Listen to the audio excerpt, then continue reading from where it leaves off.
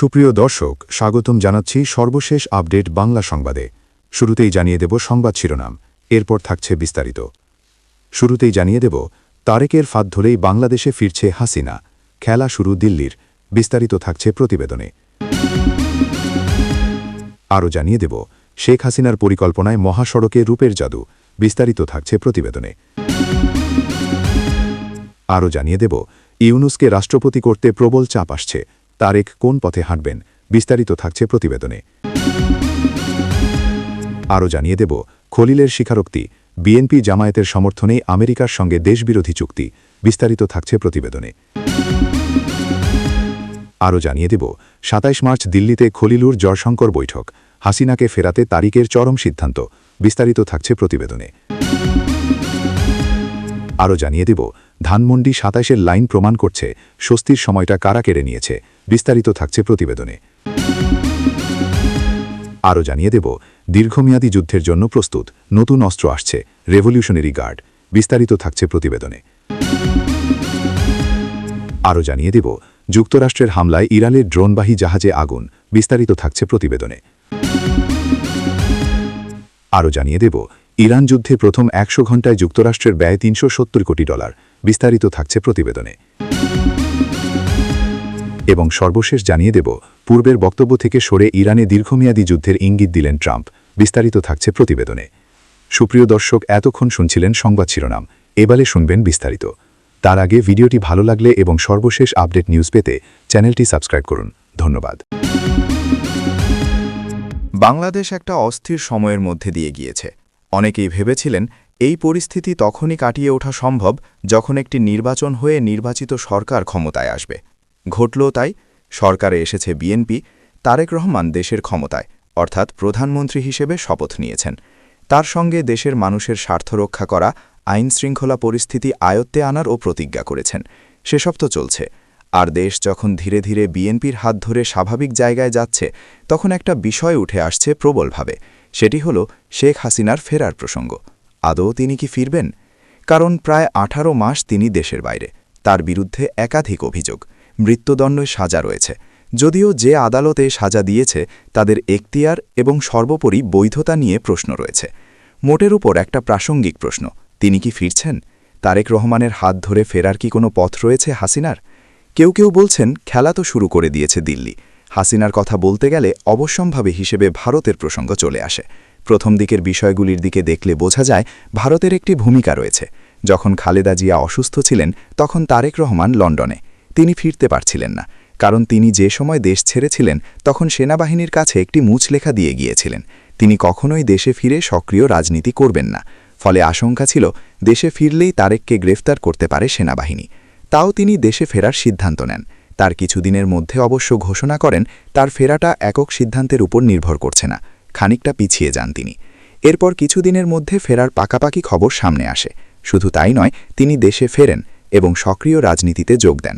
অনেকেই তখন বলেছিলেন তারেকের দেশে ফেরার পিছনে ভারত রয়েছে। ফলে তারেক খালেদা জিয়ার মৃত্যুর পর বিএনপির ভার নিজের কাঁধে নিতেই ভারতের কথা ভূমিকা তার যে মাথায় থাকবে সেটা আর বলার অপেক্ষা রাখে না।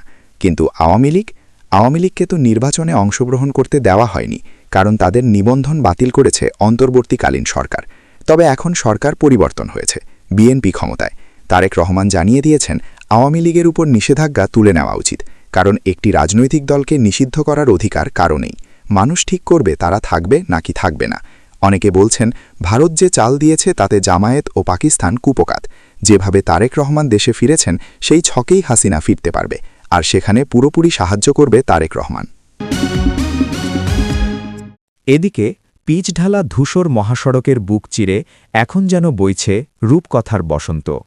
ঢাকা ময়মনসিংহ মহাসড়কের গাজীপুর অংশে চোখ মেললেই দেখা যাচ্ছে রক্তরাঙা পলাশ আর শুভ্র গোলাপি জাপানি ক্যাশিয়া রেনিজেরার মেলা। দেশি বিদেশি ফুলের এই অভূতপূর্ব মেলবন্ধনে মহাসড়কটি এখন আর কেবল যাতায়াতের মাধ্যম নয়, বরং বিনোদনের এক রঙিন ক্যানভাসে পরিণত হয়েছে।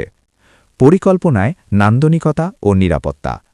জানা গেছে ৭-৮ বছর আগে প্রধানমন্ত্রী শেখ হাসিনার দূরদর্শী পরিকল্পনায় ঢাকা ময়মনসিংহ মহাসড়ক ৪ লেনে উন্নীত করার সময় এই বিশেষ উদ্যোগ নেওয়া হয়। মূলত রাতের বেলা বিপরীতমুখে যানবাহনের হেডলাইটের তীব্র আলো সরাসরি চালকের চোখে পড়ার রোধ করতে এবং সড়কের সৌন্দর্য বৃদ্ধিতে বিভাজকের ডিভাইডারের ওপর রোপণ করা হয় কয়েক হাজার দেশি বিদেশি ফুলগাছ। গাজীপুরের বুকে জাপানি চেরির আবহ। মহাসড়কের হোতাপাড়া এলাকায় গিয়ে দেখা যায় এক অভাবনীয় দৃশ্য। সেখানে ফুটেছে জাপানি চেরি গোত্রের ফুল ক্যাশিয়া রেনিজেরা।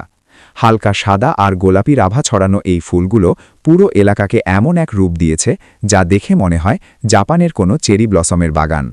স্থানীয় পথচারী রুহুল আমিনের ভাষায় ক্যাশিয়া রেনিজেরা মূলত জাপানি চেরি গোত্রের। শীতের শেষে পাতা ঝরে গিয়ে যখন এই তুলোর মতো ফুলগুলো ফোটে তখন আস্ত একটি গাছকে আস্ত একটি ফুলের তোড়া মনে হয়। এটি আমাদের এলাকার দৃশ্যই বদলে দিয়েছে। সড়কের এই সৌন্দর্য উপভোগ করতে অনেকেই গাড়ি থামিয়ে তুলছেন সেলফি, কেউ করছেন ভিডিও। বাসের জানালা দিয়ে মুগ্ধ নয়নে তাকিয়ে থাকছেন ঘরমুখী মানুষ। সোশ্যাল মিডিয়ায় এখন ভাইরাল গাজীপুরের এই চেরি ব্লসম। সড়ক বিভাজকে বর্তমানে শোভা পাচ্ছে নানা ধরনের ফুল। বিদেশি প্রজাতির মধ্যে রয়েছে ক্যাশিয়া রেনিজেরা, সাদা, হালকা ও গাঢ় গোলাপি। দেশি প্রজাতির মধ্যে রয়েছে পলাশ, সোনালু, কাঞ্চন, কৃষ্ণচূড়া, রাধাচূড়া, কদম, বকুল ও জারুল। অন্যান্য ফুলের মধ্যে রয়েছে বাগানবিলাস, জবা, টগর ও হৈমন্তী। এদিকে বাংলাদেশের সদ্যবিদায়ী অন্তর্বর্তী সরকারের প্রধান উপদেষ্টা মোহাম্মদ ইউনূস ক্ষমতা ছাড়ার ঠিক আগেই এমন কয়েকটি কাজ করে গিয়েছেন যা বাংলাদেশের রাজনৈতিক, অর্থনৈতিক এবং কূটনৈতিক পরিমণ্ডলে অত্যন্ত তাৎপর্যপূর্ণ। আবার কেউ কেউ বলছেন ইউনূসের এই কার্যকলাপ গোটা বিশ্বেই বিরল। আবার ক্ষমতা ছাড়ার আগে মোহাম্মদ ইউনূস নিজেই নিজেকে অতি গুরুত্বপূর্ণ ব্যক্তি ঘোষণা করে গিয়েছেন। আবার তার অন্তর্বর্তীকালীন সরকার বিদায় নেওয়ার মাত্র ৩ দিন আগে তড়িঘড়ি এবং অতিগোপনে যুক্তরাষ্ট্রের সঙ্গে একটি বাণিজ্য শুল্ক চুক্তি করে। বাংলাদেশের ত্রয়োদশ জাতীয় সংসদ নির্বাচনের মাত্র 2 দিন আগে 10 ফেব্রুয়ারি একটি গেজেট বিজ্ঞপ্তি জারি করেছিল পূর্ববর্তী অন্তর্বর্তীকালীন সরকার। তাতে বলা হয়েছিল প্রধান উপদেষ্টা মোহাম্মদ ইউনূস দায়িত্ব ছাড়ার পর 1 বছর পর্যন্ত স্পেশাল সিকিউরিটি ফোর্স বা এসএসএফ সুবিধা পাবেন। এই অন্তর্বর্তী সরকারের সময়ে বিশেষ নিরাপত্তা আইন 2021-এর 12 নম্বর ধারায় দেওয়া ক্ষমতা বলে গত 23 ডিসেম্বর 2025-এ রাষ্ট্রপতি, প্রধানমন্ত্রী বা প্রধান উপদেষ্টা ও অতি গুরুত্বপূর্ণ ব্যক্তির নিরাপত্তা বিধিমালা 2025-এর প্রজ্ঞাপন জারি করা হয়েছিল। সে সময়ও বিতর্ক হয়েছিল, যদিও প্রধান উপদেষ্টার প্রেস সচিব শফিকুল আলম নিজের ভেরিফাইড ফেসবুক পেজে লিখেছিলেন এসএসএফ সুরক্ষা নিশ্চিত করার ক্ষেত্রে প্রধান উপদেষ্টা কোনো আইন লঙ্ঘন করেননি। তার দাবি ছিল এটি অস্বাভাবিক বা নজিরবিহীন কোনো বিষয় নয়। কিন্তু বাংলাদেশের রাজনৈতিক বিশ্লেষকরা ইউনূসের এই বিজ্ঞপ্তি নিয়ে অন্য মত দিচ্ছেন। ঘটনা হল গত 10 ফেব্রুয়ারি মোহাম্মদ ইউনূস নিজেকে অতিক্রান্ত করেছিলেন তা এখন আর বাংলাদেশ সরকারি মুদ্রণালয় বা বিজি প্রেসের ওয়েবসাইটে নেই। সাধারণত সরকার কর্তৃক প্রকাশিত সব গেজেট এই ওয়েবসাইটে প্রকাশ করা হয়। পুরনো সব গেজেটও এই ওয়েবসাইটে পাওয়া যায়, কিন্তু এই গেজেট নোটিফিকেশনটি আচমকায় গায়েব হয়ে গিয়েছে। বিজি প্রেস সূত্রে জানা যাচ্ছে এ বিষয়ে সরকারি নির্দেশ অনুসরণ করেই তারা গেজেট বিজ্ঞপ্তিটি সরিয়ে দিয়েছেন। আর এটা যদি সত্যি হয় তাহলে বিএনপি সরকারের সর্বোচ্চ মহল থেকেই নির্দেশ এসেছিল ধরে নিতে হবে। অপরদিকে রাজনৈতিক বিশ্লেষকদের মতে মোহাম্মদ ইউনূস প্রবলভাবে চাইছেন তাকে রাষ্ট্রপতি করা হোক। এর জন্য তিনি যুক্তরাষ্ট্রের সঙ্গে আলাপ আলোচনাও চালাচ্ছেন বলেই দাবি ওই বিশ্লেষকদের। প্রশ্ন হল তারেক রহমানের বাংলাদেশ জাতীয়তাবাদী দল বা বিএনপি কি রাষ্ট্রপতি পদের জন্য মোহাম্মদ ইউনূসকে মনোনীত করবে, যা নিয়ে ইতিমধ্যেই যথেষ্ট জলঘোলা হয়েছে। কিন্তু সম্প্রতি এই আলোচনা বৈধতা পাচ্ছে। মোহাম্মদ ইউনূসের অন্তর্বর্তীকালীন সরকারের অন্যতম উপদেষ্টা ছিলেন খলিলুর রহমান। তাকে বাংলাদেশের জাতীয় নিরাপত্তা উপদেষ্টা করা হয়েছিল। তাৎপর্যপূর্ণভাবে এই খলিলুর রহমানকেই তারেক রহমান তার মন্ত্রিসভায় স্থান দিয়েছেন। তাও আবার বাংলাদেশের নতুন সরকারের পররাষ্ট্রমন্ত্রী করা হয়েছে বিতর্কিত ওই উপদেষ্টাকে। অনেকের মতে এটি মার্কিন যুক্তরাষ্ট্রের সঙ্গে বাংলাদেশের প্রশাসনের সংযোগ এবং ধারাবাহিকতা প্রকাশ করে। আর সেই সূত্র ধরেই যদি তারেক রহমানের সরকার ইউনূসকে রাষ্ট্রপতি পদে বসিয়ে দেয় তাহলেও অবাক হওয়ার কিছু থাকবে না। এদিকে যুক্তরাষ্ট্রের সাথে বিতর্কিত ও অসম বাণিজ্য চুক্তি নিয়ে অবশেষে মুখ খুলেছেন পররাষ্ট্রমন্ত্রী খলিলুর রহমান। অন্তর্বর্তী সরকারের সময় স্বাক্ষরিত এই চুক্তিতে দেশের স্বার্থ জলাঞ্জলি দেওয়ার যে অভিযোগ উঠেছে তার প্রেক্ষিতে তিনি জানিয়েছেন দেশের প্রধান দুটি রাজনৈতিক দল বিএনপি ও জামায়াতে ইসলামীর পূর্ণ সম্মতিতেই এই চুক্তি করা হয়েছে। সম্প্রতি যুক্তরাষ্ট্রের দক্ষিণ ও মধ্য এশিয়া বিষয়ক সহকারী পররাষ্ট্রমন্ত্রী পল কাপুরের সাথে বৈঠকের পর ব্রিফিংয়ে খলিলুর রহমান বলেন, ইউএস ট্রেড রিপ্রেজেন্টেটিভ আমাদের প্রধানমন্ত্রী দলের প্রধানের সঙ্গে নির্বাচনের আগেই কথা বলেছেন এবং তারাও এতে সম্মতি দিয়েছিল। সুতরাং এমন না যে এইটা আমরা অন্ধকারে করেছি। উল্লেখ্য ড মোহাম্মদ ইউনুসের নেতৃত্বাধীন অন্তর্বর্তী সরকারে জাতীয় নিরাপত্তা উপদেষ্টার দায়িত্ব পালন করা খলিলুর রহমান বর্তমানে বিএনপি সরকারের পররাষ্ট্রমন্ত্রী হিসেবে দায়িত্ব পালন করছেন।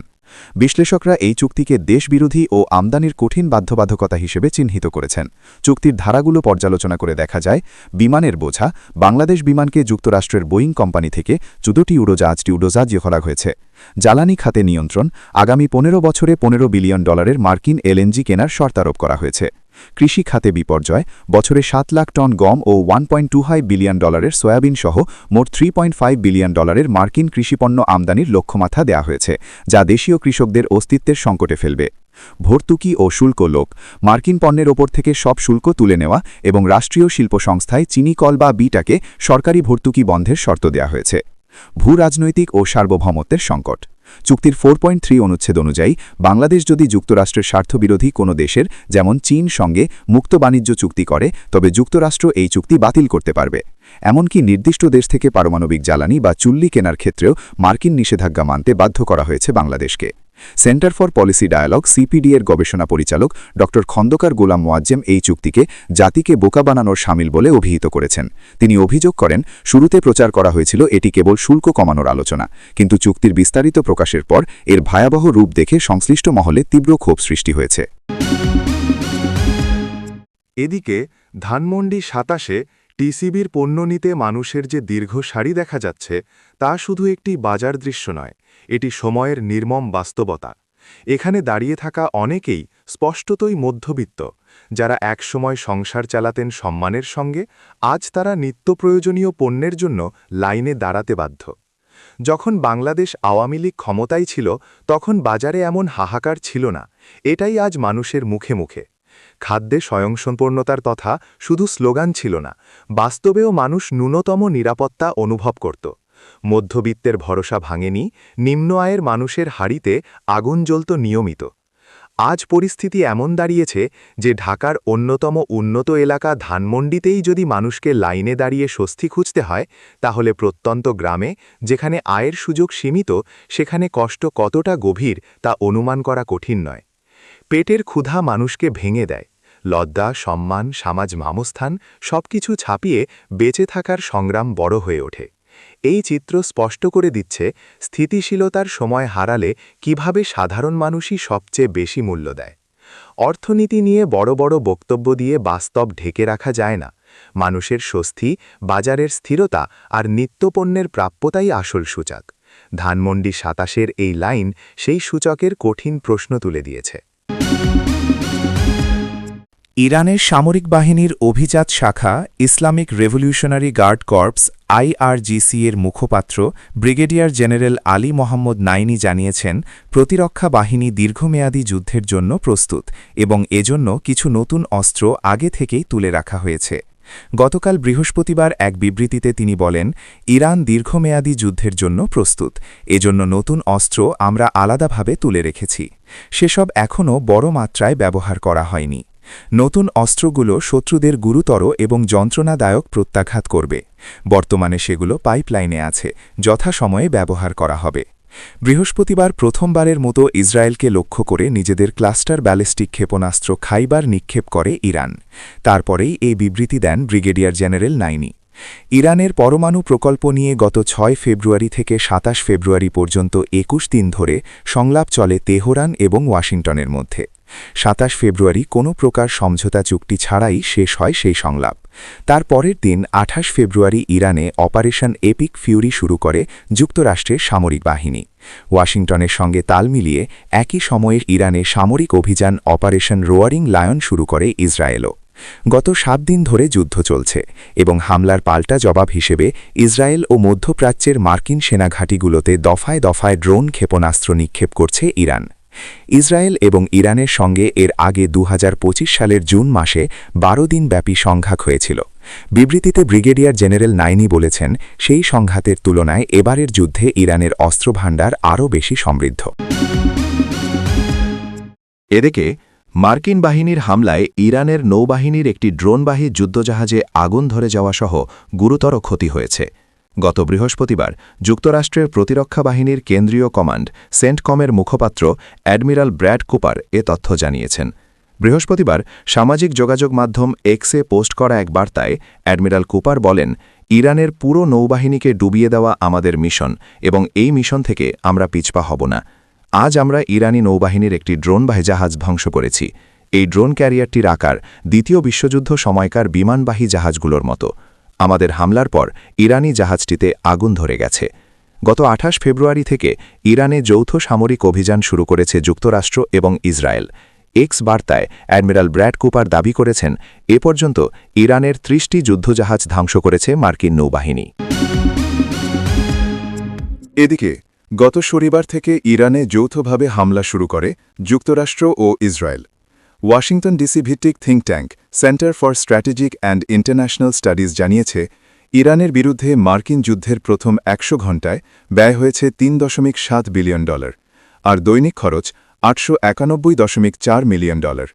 মার্কিন প্রেসিডেন্ট ডোনাল্ড ট্রাম্প এবং প্রতিরক্ষামন্ত্রী পিট হেগসেথ উভয়ে ইঙ্গিত দিয়েছেন যুদ্ধ কয়েক সপ্তাহ ধরে চলতে পারে।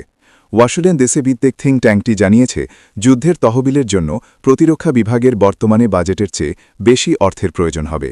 এক প্রতিবেদনে সিএসআইএস জানায়, মার্কিন যুক্তরাষ্ট্র কম খরচের যুদ্ধাস্ত্রের দিকে ঝুঁকলে যুদ্ধে ব্যয় কমবে, কারণ বিমান অভিযান শুরু করা ব্যয়বহুল, এতে অত্যাধুনিক অস্ত্রের প্রয়োজন হয়। এতে বলা হয়, এক পর্যায়ে মার্কিন প্রতিরক্ষা দপ্তরের অতিরিক্ত তহবিলের প্রয়োজন হবে। এদিকে ইরানে সামরিক অভিযানের মেয়াদ নিয়ে শুরুর দিকে যে বক্তব্য দিয়েছিলেন যুক্তরাষ্ট্রের প্রেসিডেন্ট ডোনাল্ড ট্রাম্প, তা থেকে সরে এসেছেন তিনি। প্রেসিডেন্ট ট্রাম্প বলেছেন, যত সময় লাগুক ইরানে তিনি তার লক্ষ্য পূরণ করতে চান। গত 28 ফেব্রুয়ারি ইরানে যৌথ সামরিক অভিযান শুরু করে যুক্তরাষ্ট্র এবং ইসরায়েল। তার পরের দিন 1 মার্চ সাংবাদিকদের ট্রাম্প বলেছিলেন, আগামী 4 সপ্তাহের মধ্যে ইরানে সামরিক অভিযান শেষ হবে বলে আশা করছেন তিনি এই বক্তব্য দেওয়ার পরের দিন যুক্তরাষ্ট্রের প্রতিরক্ষামন্ত্রী পিট হেগেসেথ বলেন, যুদ্ধ 8 সপ্তাহ পর্যন্ত চলতে পারে। গতকাল বৃহস্পতিবার ব্রিটিশ সাময়িকী টাইমকে টেলিফোনে দেওয়া এক সাক্ষাৎকারে তিনি বলেন, আমার কোনো নির্ধারিত সময়সীমা নেই। ইরানে আমি শুধু আমাদের লক্ষ্য পূরণ করতে চাই। আমাদের প্রথম, দ্বিতীয় এবং তৃতীয় লক্ষ্য হল, ইরান কোনোভাবেই পরমাণু অস্ত্রের অধিকারী হতে পারবে না। চতুর্থ লক্ষ্য হল, তাদের কোনো ব্যালিস্টিক ক্ষেপণাস্ত্র থাকতে পারবে না। ইরানে সামরিক অভিযানের প্রতিক্রিয়ায় যুক্তরাষ্ট্রে কোনো হামলা হতে পারে কিনা এবং এ ব্যাপারে সাধারণ মার্কিনীদের উদ্বিগ্ন হওয়া উচিত কিনা এমন প্রশ্নের উত্তরে ট্রাম্প বলেন, আমার মনে হয় উদ্বিগ্ন হওয়া উচিত, তবে আমি এও মনে করি যে মার্কিনীরা সব সময়ই এই উদ্বেগের মধ্যে থাকে। এই যুদ্ধে এ পর্যন্ত 6 জন মার্কিন সেনা নিহত হয়েছেন। এ প্রসঙ্গে ট্রাম্প বলেন, এটা খুবই দুঃখজনক, কিন্তু যুদ্ধে কিছু মানুষ নিহত হবে। আপনি যখন যুদ্ধে যাবেন, কিছু মানুষ নিহত হবেই।